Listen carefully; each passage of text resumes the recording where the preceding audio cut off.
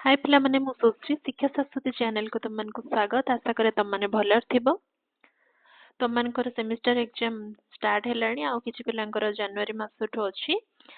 तो तुम मानक पई लॉन्ग क्वेश्चन तो ऑलरेडी सब किछि अपलोड करि सारिछि कोर 1 कोर 2 रो जो लैंग्वेज पेपर रहिछि भाषार संज्ञा स्वरूप पृथ्वीर भाषा परिवार तार सब लॉन्ग क्वेश्चन पीडीएफ मु वीडियो रे अपलोड करिछि आ बाकी काव्य कविता उपन्यास सनेट गीति कविता एमती सबूर लॉन्ग क्वेश्चन पीडीएफ मु अपलोड करि सारिछि जो माने नुआ अछ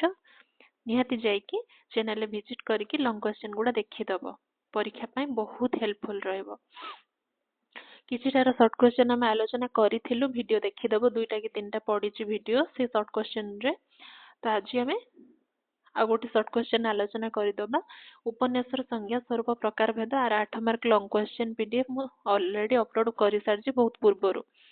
तो आज हम तार शॉर्ट क्वेश्चन 1 मार्क 2 मार्क आउ 4 मार्क एमदी देखिबा लॉन्ग आ 8 मार्क तो मु छाडी छि अपलोड करि छि वीडियो हला ठीक अछि देखो क्वेश्चन बड़ा मु तो लॉन्ग क्वेश्चन ले तमन को ए सब बुझी सारी थिली ए सब पूरा लॉन्ग संज्ञा स्वरूप प्रकार भेद को पूरा क्लियर करके लॉन्ग क्वेश्चन ले मु बुझी देथिले तुमको एटा शॉर्ट क्वेश्चन ले मु आगे जे बुझोनी खाली क्वेश्चन को पढ़ी के आंसर गुडा को पढ़ी दउछि ठीक अछि बुझी बार थिले तमे लॉन्ग वीडियो डा जाई के देखि दबो चैनल ले नो कि चला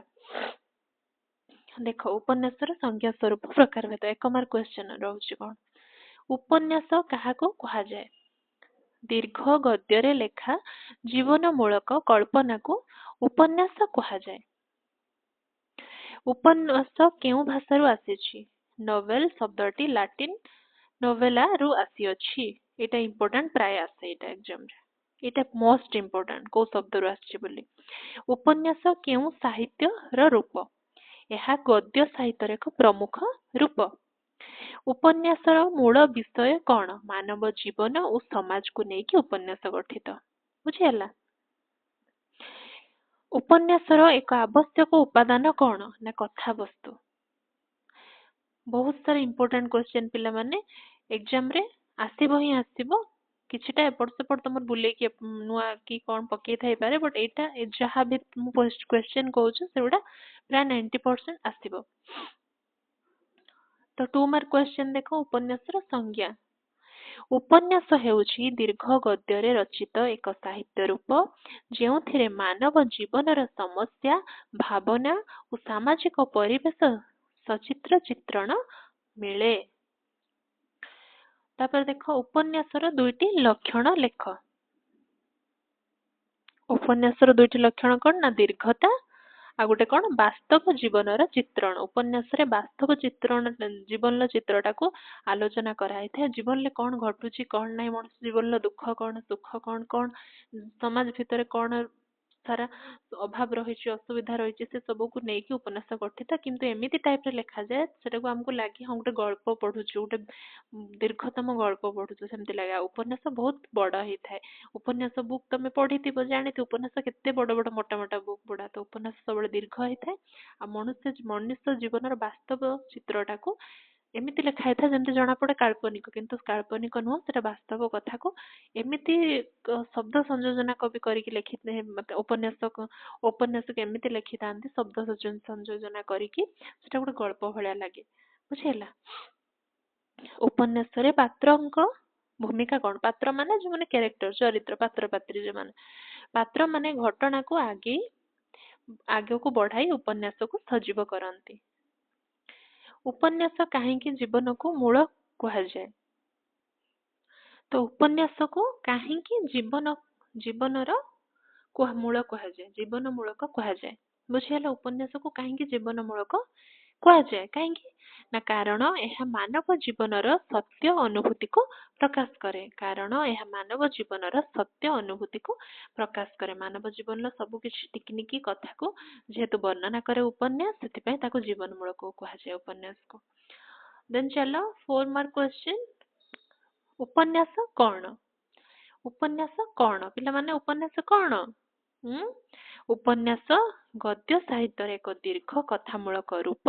एथिरे मानव जीवन समाज और संपर्क सजीव चित्र मिले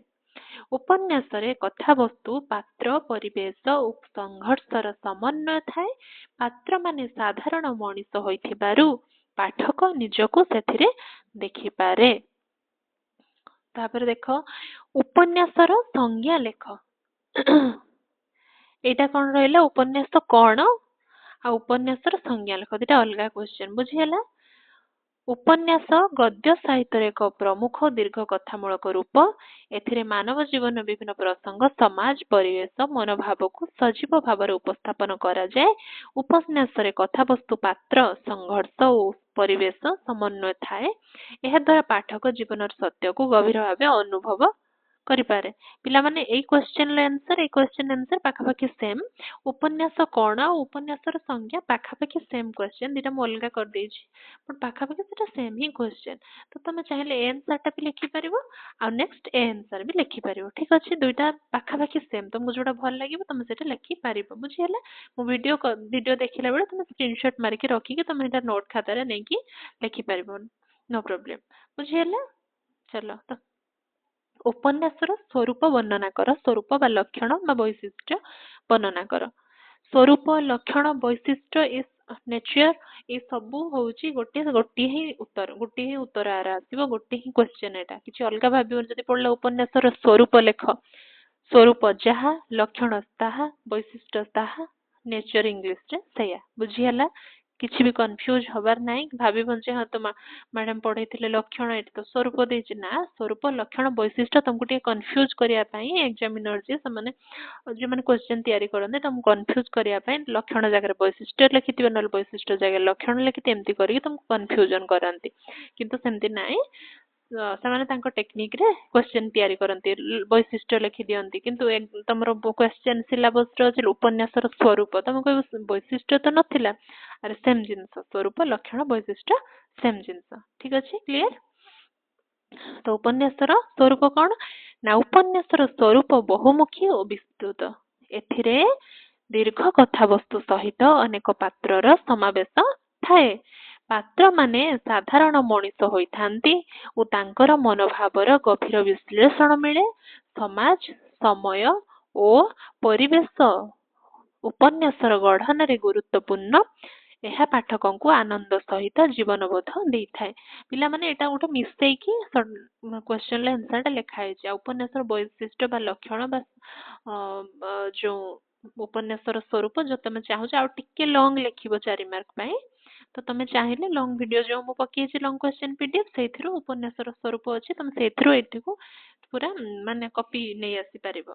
ବୁଝିହେଲା। କାହିଁକି ନା ସେଠି ଉପନ୍ୟାସ ସ୍ୱରୂପ ପୁରା କ୍ଲିୟର କରିକି ବିସ୍ତୃତ ଭାବରେ ଲେଖା ହେଇଛି। ଏଟା ଯେହେତୁ ସର୍ଟ କ୍ୱେଶ୍ଚନ ମୁଁ ଅଳ୍ପରେ ଲେଖିକି ସାରିଛି ସେଥିରେ ପୁରା ପଏଣ୍ଟରେ ବୁଝା ହେଇଛି। ତ ତମମାନେ ସେ ଭିଡିଓ ଯାଇକି ଦେଖିବ ତମକୁ ଯୋଉ ଆନ୍ସର ଭଲ ଲାଗିବ ସେଇଟା ତମେ କ୍ୱେଶ୍ଚନ ପେପରରେ ଲେଖିବ ବୁଝିହେଲା। ଉପନ୍ୟାସର ପ୍ରକାର ଭେଦ ସଂକ୍ଷେପରେ ଆଲୋଚନା କର। ଲଙ୍ଗ ଭିଡିଓରେ ଉପନ୍ୟାସର ପ୍ରକାର ଭେଦର ପୁରା ପଏଣ୍ଟ ଦେଇକି ପଏଣ୍ଟ ଗୁଡା ଡେସ୍କ୍ରାଇବ କରିକି ପୁରା ଲେଖା ହେଇଛି ବଟ ଏଠି ଯେହେତୁ ସର୍ଟ କ୍ୱେଶ୍ଚନ 4 ମାର୍କ ତ ସେଥିପାଇଁ 4 ମାର୍କ ପାଇଁ ଯାହା ହବ ସେଟାକୁ ସର୍ଟରେ ଲେଖା ହେଇଛି। ତମେ ବୁଝିବା ପାଇଁ କ୍ଲିୟର ହବା ପାଇଁ ଲଙ୍ଗ ଭିଡିଓ ଦେଖିବ ବୁଝିହେଇଛି। ଦେଖ ଉପନ୍ୟାସର ପ୍ରକାର ସଂକ୍ଷେପରେ ଆଲୋଚନା କର। ବିଷୟବସ୍ତୁ ଆଧାରରେ ଉପନ୍ୟାସର ବିଭିନ୍ନ ପ୍ରକାର ଦେଖାଯାଏ। ସାମାଜିକ ଉପନ୍ୟାସରେ ସାମାଜିକ ସମସ୍ୟା ଓ ଜୀବନ ଚିତ୍ରଣ ଥାଏ। ଐତିହାସିକ ଉପନ୍ୟାସରେ ପୁରାତନ ଘଟଣା ଓ ପାତ୍ରକୁ ଆଧାର କରାଯାଏ। ମନୋବୈଜ୍ଞାନିକ ଉପନ୍ୟାସରେ ମନୁଷ୍ୟର ମନ ଗଭୀର ଚିତ୍ରଣ ମିଳେ। ଏହା ଛଡା ଆଦର୍ଶବାଦୀ ଓ ବାସ୍ତବବାଦୀ ଉପନ୍ୟାସ ମଧ୍ୟ ଅଛି। ଏଇଠି 4-5ଟା ଉପନ୍ୟାସ ସମ୍ପର୍କରେ ସର୍ଟରେ ଆଲୋଚନା ହେଇଗଲା ବୁଝିହେଲା। ଚାଲ 5 ନମ୍ବର ସାମାଜିକ ଉପନ୍ୟାସର ସ୍ୱରୂପ ଲେଖ। ଏମିତି ପଡେ ସବୁ ଉପନ୍ୟାସର ଯୋଉ ପ୍ରକାର ତମେ ଆଗେ ଲଙ୍ଗ ଭିଡିଓଟା ପିଲାମାନେ ନିହାତି ଦେଖିବ ସେଥିରେ ଗୁରୁତ୍ୱପୂର୍ଣ୍ଣ କଥା ରହିଛି। ଲଙ୍ଗ ଭିଡିଓର ଯୋଉ ତାର ପଏଣ୍ଟ ଗୁଡା ଅଛି ଉପନ୍ୟାସର ପ୍ରକାର ଭେଦର ଯୋଉ ପଏଣ୍ଟ ଗୁଡା ରହିନି ଯୋଉ 10-12ଟା 8ଟା 10ଟା କେତେଟା ପଏଣ୍ଟ ମୁଁ ଦେଇଥିବି ସେ ପଏଣ୍ଟ ଗୁଡା ଯୋଉ ଡେସ୍କ୍ରାଇବ ହେଇନି ସେଇ ଗୋଟେ ପଏଣ୍ଟକୁ ଦେଇକି ତମର ସର୍ଟ କ୍ୱେଶ୍ଚନ ଆସିବ। ଧର ସାମାଜିକ ଉପନ୍ୟାସ କଣ ଐତିହାସିକ ଉପନ୍ୟାସ କଣ ଆଉ ମନୋବିଜ୍ଞାନ ସମ୍ପର୍କିତ ଉପନ୍ୟାସ କଣ ଏମିତି ଆସିବ କ୍ୱେଶ୍ଚନ। ତ ତମମାନେ କଣ କରିବ ନା ସେ ଲଙ୍ଗ ଭିଡିଓକୁ ଯାଇକି ସେ ଲଙ୍ଗ ଭିଡିଓରେ ଯେତେଟା ପଏଣ୍ଟ ମୁଁ ଡେସ୍କ୍ରାଇବ କରିଛି 8ଟା କି 9ଟା ଉପନ୍ୟାସ କେତେଟା ପ୍ରକାର ଭେଦ ମୁଁ ସେଠି ଲେଖିଛି ସେଇଠୁ ଗୋଟେ ତମେ ନିହାତି ମନେ ରଖିବ। ସର୍ଟ କ୍ୱେଶ୍ଚନରେ ଏମିତି ଗୋଟେ ପଏଣ୍ଟ ପଡିବ सामाजिक उपन्यास काहाकू कुहाଯାए संक्षिप्त रे प्रकाश कर ऐतिहासिक उपन्यास काहाकू कुहाजाए संक्षेप रे प्रकाश कर बुझी हला ठीक अछि सामाजिक उपन्यास रे समाज रो सत्य चित्र स्पष्ट भाव रे देखा जाए एथिरे दरिद्रता दरिद्रता हबो ना दारिद्रता भी हबो दारिद्रता अन्याय शोषण परंपरा और सामाजिक विषमतार चित्रण थाए पात्र माने तो कौन पात्र माने साधारण लोक होइथांती और तांको जीवन संघर्ष प्रमुख हुए एही प्रकार उपन्यास समाज संस्कार रे साहाय्य करे सामाजिक उपन्यास माने समाज रो सब कौन करूथिबो समाज रे सुधार आणुथिबो समाज रे कौन करूथिबो समाज रे खराब भलो समाज रे कौन घटुची कोठी चोरी होउची कोठी कौन होउची समाज रे कोठी जाति प्रथा होउची कोठी जो निर्यातना कौन दिया होउची एमती समाज रे जहाँ जहाँ सब घटुची खराब भलो सबु को नेकी उपन्यासटा बलिष्ठ होइथिबो बुझिहेला तान देखो नेक्स्ट शेष प्रश्न मनोवैज्ञानिक उपन्यासर लक्षण लेख मनोवैज्ञानिक कौन ना मनोवैज्ञानिक उपन्यास रे पात्र मानकर मानसिक अवस्था को गभीर भावे चित्रण करा जाए बाह्य घटना ठारू मन भितर को मन भितरु घटुथिबा संघर्षर अधिक गुरुत्व पाए भावना चिंता आकांक्षा और द्वंद्व एहार प्राधान्य प्रधान विषय एही प्रकार उपन्यास पाठकଙ୍କୁ ମାନବ ମନକୁ ବୁଝିବାର ସୁଯୋଗ ଦେଇଥାଏ ବୁଝିହେଲା ଦେନ୍ ଚାଲ ଆହୁରି ଗୋଟେ ଅଛି ପ୍ରଶ୍ନ ଉପନ୍ୟାସ କାହିଁକି ଜୀବନର ଦର୍ପଣ କୁହାଯାଏ ଉପନ୍ୟାସକୁ କାହିଁକି ଜୀବନର ଦର୍ପଣ କୁହାଯାଏ ପିଲାମାନେ ସାହିତ୍ୟକୁ ମାନବ ଜୀବନର ଦର୍ପଣ କୁହାଯାଏ ସାହିତ୍ୟର ଆଉ ଯୋଉ ଗୋଟେ ପାର୍ଟ କଣ ଉପନ୍ୟାସ ଗଳ୍ପ ହଉ କବିତା ହଉ ନାଟକ ହଉ ସବୁଠାରୁ ଉପନ୍ୟାସ ହଉଛି ଏକ ବଳିଷ୍ଠ ବିଭାଗ କଣ କାହିଁକି ନା ସେଥିରେ ଏତେ ନିଛକ ଭାବରେ ଟିକି ନିକି ମନୁଷ୍ୟ ଜୀବନର ବର୍ଣ୍ଣନା କରାଯାଇଥାଏ ଯେ ନାଟକ ଗଳ୍ପ କିମ୍ବା କୌଣସି କବିତାରେ ଏତେ ନିଛକ ଭାବରେ ବର୍ଣ୍ଣନା କରାଯାଇ ନଥାଏ ତ ସେଥିପାଇଁ ଉପନ୍ୟାସକୁ ମଧ୍ୟ କଣ କୁହାଯାଏ କାହିଁକି କୁହାଯାଏ ମାନବ ଜୀବନର ଦର୍ପଣ ନା ଉପନ୍ୟାସରେ ମାନବ ଜୀବନର ସତ୍ୟ ଚିତ୍ର ପ୍ରତିଫଳିତ ହୁଏ ସମାଜ ପରିବାର ସମ୍ପର୍କ ସଂଘର୍ଷ ଓ ଭାବନା ଏଥିରେ ଦେଖାଯାଏ ପାତ୍ର ମାନେ ସାଧାରଣ ଲୋକ ହେବାରୁ ପାଠକ ନିଜକୁ ସେମାନଙ୍କ ସହ ଯୋଡି ପାରେ ଏହି କାରଣରୁ ଉପନ୍ୟାସକୁ ଜୀବନର ଦର୍ପଣ କୁହାଯାଏ ଉପନ୍ୟାସରେ ପାତ୍ରର ଗୁରୁତ୍ୱ ଆଲୋଚନା କର ପାତ୍ର ବା କ୍ୟାରେକ୍ଟର ବା ଚରିତ୍ର ମାନଙ୍କର ଗୁରୁତ୍ୱ କଣ ଉପନ୍ୟାସରେ ପାତ୍ର ଉପନ୍ୟାସର ପ୍ରାଣ ସ୍ୱରୂପ ଉପନ୍ୟାସ ର ପ୍ରାଣ ସ୍ୱରୂପ ହଉଛି ପାତ୍ର ବା କ୍ୟାରେକ୍ଟର ମାନେ ହଉଛି ଉପନ୍ୟାସର ପ୍ରାଣ ବା ଜୀବନ ସଦୃଶ କାହିଁକି ନା ଏତେ ବଡ ଉପନ୍ୟାସ ଏତେ ବଡ ବୁକ୍ ଟା ତମେ ଦେଖିଥିବ କେତେ ବଡ ମୋଟା ମୋଟା ବୁକ୍ ହେଇଥାଏ ଉପନ୍ୟାସ ବହି ତ ଏଡେ ବଡ ଉପନ୍ୟାସ ଟାକୁ ଲେଖିବାକୁ ହେଲେ କି କଣ ଲେଖିବେ ତାକୁ ଏଡେ ବଡ ଉପନ୍ୟାସଟାକୁ ଫର୍ଷ୍ଟ ରୁ ଏଣ୍ଡ ଯାଏ ଧରିକି ରଖିବା ଦାୟିତ୍ୱ ହଉଛି ଗୋଟେ କ୍ୟାରେକ୍ଟରର ଗୋଟେ ଚରିତ୍ରର ଗୋଟେ ପାତ୍ର ବା ପାତ୍ରୀର ତ ସେଥିପାଇଁ ଉପନ୍ୟାସର ପ୍ରାଣ ସଦୃଶ ହଉଛନ୍ତି ପାତ୍ର ପାତ୍ରୀ ବା କ୍ୟାରେକ୍ଟର ବା ଚରିତ୍ର ପାତ୍ର ମାନଙ୍କ ମାଧ୍ୟମରେ କଥାବସ୍ତୁ ଆଗକୁ ବଢେ ଉପନ୍ୟାସରେ ପ୍ରଧାନ ଉପପାତ୍ର ଥାନ୍ତି ପ୍ରଧାନ ପାତ୍ର ବା ଯୋଉମାନେ ମୁଖ୍ୟ ଥିବେ ଦେଖିବ ଉପନ୍ୟାସରେ ଯିଏ ଜଣେ ପୁରୁଷ ଚରିତ୍ର ହଉ ସ୍ତ୍ରୀ ଚରିତ୍ର ହଉ ଜଣେ ମୁଖ୍ୟ ଥିବେ ତାଙ୍କୁ ନେଇକି ଉପନ୍ୟାସଟା ଏଣ୍ଡ ହବ ଉପନ୍ୟାସଟା ବୁଲି ବାଲିକି ଆସିକି ସେ ତାଙ୍କରି ପାଖରେ ପହଞ୍ଚୁଥିବ ତାଙ୍କରି ଷ୍ଟୋରି ଥିବ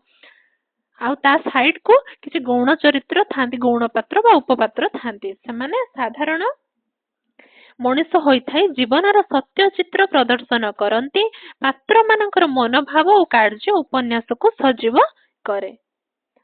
ଉପନ୍ୟାସ କଥାବସ୍ତୁ କଣ ବ୍ୟାଖ୍ୟା କର ଉପନ୍ୟାସର କଥାବସ୍ତୁ ହେଉଛି ଏକ ମୂଳ ଆଧାର ଏଥିରେ ଜୀବନର ବିଭିନ୍ନ ଘଟଣାକୁ କ୍ରମବଦ୍ଧ ଭାବରେ ଉପସ୍ଥାପନ କରାଯାଏ କଥାବସ୍ତୁ ସରଳ ହୋଇପାରେ କିମ୍ବା ଜଟିଳ ମଧ୍ୟ ହୋଇପାରେ ଘଟଣା ମାନଙ୍କ ମଧ୍ୟରେ ସଂଘର୍ଷ ଓ ସମାଧାନ ଥାଏ ସୁସଂଗଠିତ କଥାବସ୍ତୁ ଉପନ୍ୟାସକୁ ଆକର୍ଷଣୀୟ କରେ ପିଲାମାନେ ବହୁତ ସାରା ଇମ୍ପୋର୍ଟାଣ୍ଟ କ୍ୱେଶ୍ଚିନ୍ ଆଜି ଡିସ୍କସନ ହେଲା ତ ଚ୍ୟାନେଲରେ ଯୋଉମାନେ ନୂଆ ଅଛ ନିହାତି ରୂପେ ତମମାନେ ଚ୍ୟାନେଲରେ ଜଏନ୍ କରିଯିବ ଚ୍ୟାନେଲକୁ ସବସ୍କ୍ରାଇବ କରିଦବ କାହିଁକି ନା ଏମିତି ଇମ୍ପୋର୍ଟାଣ୍ଟ କ୍ୱେଶ୍ଚିନ୍ ଗୁଡା ଆସୁଛି ଆଜି ଉପନ୍ୟାସ ସମ୍ପର୍କରେ ସର୍ଟ କ୍ୱେଶ୍ଚିନ୍ ଆଲୋଚନା କଲେ ପୂର୍ବ ଭିଡିଓରେ ତ ଭାଷା ସମ୍ପର୍କରେ ଆମେ ସର୍ଟ କ୍ୱେଶ୍ଚିନ୍ ଆଲୋଚନା କରିଥିଲୁ କାବ୍ୟ ସମ୍ପର୍କରେ ବି